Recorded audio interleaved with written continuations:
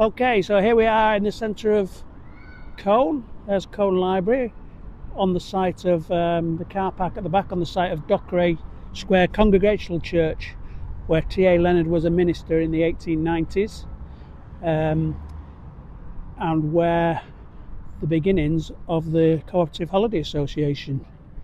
And we're going to do the last stage of the Two Toms Trail today, from Colne to join the Pennine Way and then finish in Earby. It's about 11 miles, so it's the longest stretch. And so we're heading out of Colne along Keighley Road, and we're going to head for the Pennines. So we've just gone past the house where Tom Leonard lived on Keighley Road. In fact, he lived on two houses. He lived on one on the other side as well, which became the HQ, if you like, of the early days of the Cooperative Holiday Association. You'll see the address on all the official CHA advertisements and publicity. So Keighley Road is the sort of main road going out of Colne, going eastwards towards Yorkshire and the Pennines. So it's a nice introduction to this third stage of the walk.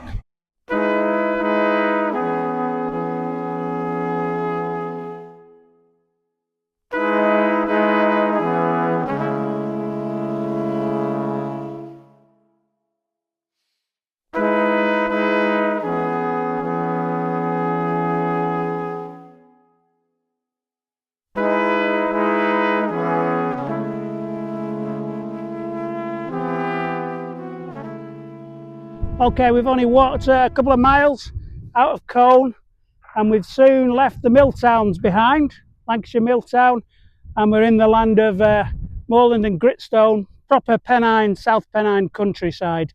If you look directly behind me, you'll be able to see Pendle Hill, which is on the other side of that when we started.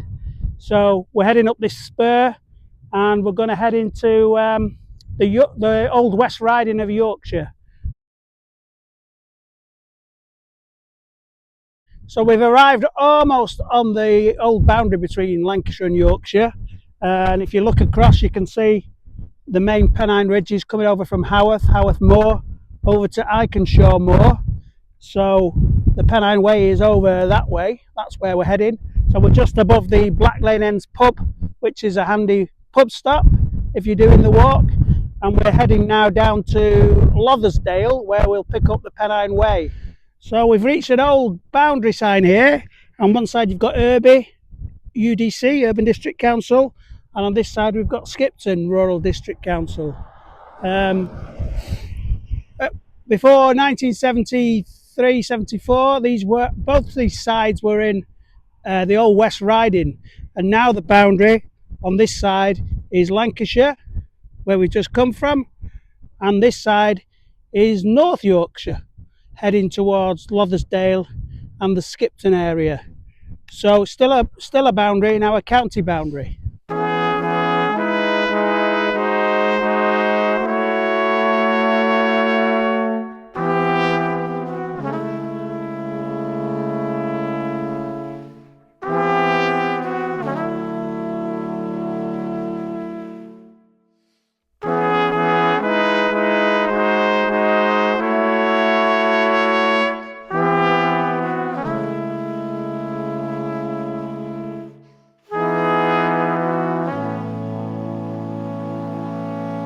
Okay, so here we are. We've finally joined the Pennine Way National Trail, the first long-distance footpath, official long-distance footpath in the country, which opened in 1965. So we've walked about 23 miles from Tom Stephenson's house in Whalley. That was on part one of the Two Toms Trail videos. And now we've finally arrived here, just above the village, the Yorkshire village of Lothersdale. And we're going to spend the next couple of miles walking over Pinhaw Beacon, which is a nice viewpoint looking north to the Dales, and that's on the Pennine Way before we head off down towards Earby Hostel. So this is it, Pennine Way. We've got from Whalley to Pennine Way, and we're going to talk about the Pennine Way a bit further as we go along.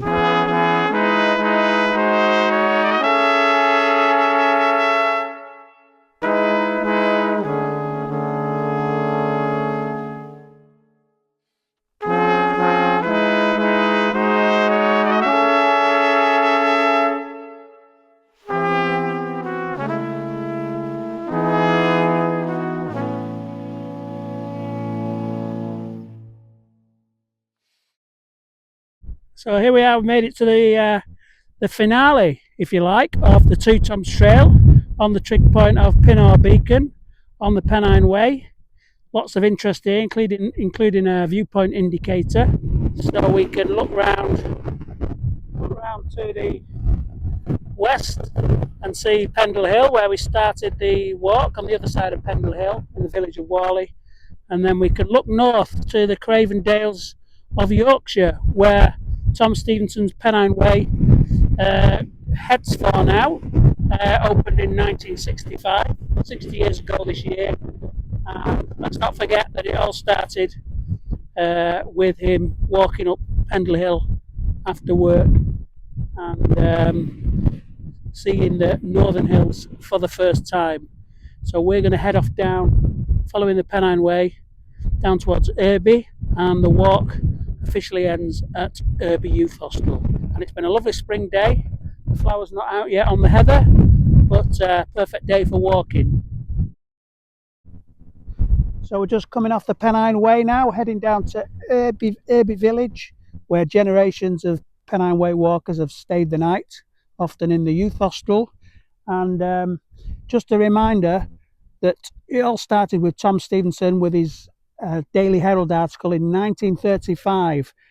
And let's not forget that Tom Leonard helped support that with the Ramblers Association and the formation of the Pennine Way Association in 1938. But it took a long time of negotiating, even though the route was laid out before the war with the help of organisations like the Pennine Paths Preservation Society. It took years and years of negotiating. It was hoped to be opened in the 50s, but it opened in 1965. So Tom Leonard actually wrote the official guide to the Pennine Way, which came out in 1969. But before that, there'd already been several guides to the Pennine Way published, including probably the most famous one and the most popular, which was Wainwright's Pennine Way Companion, which came out in 1968, so a year before the official guide. So we're going to head off now down to Earby Village and finish the Two Toms Trail.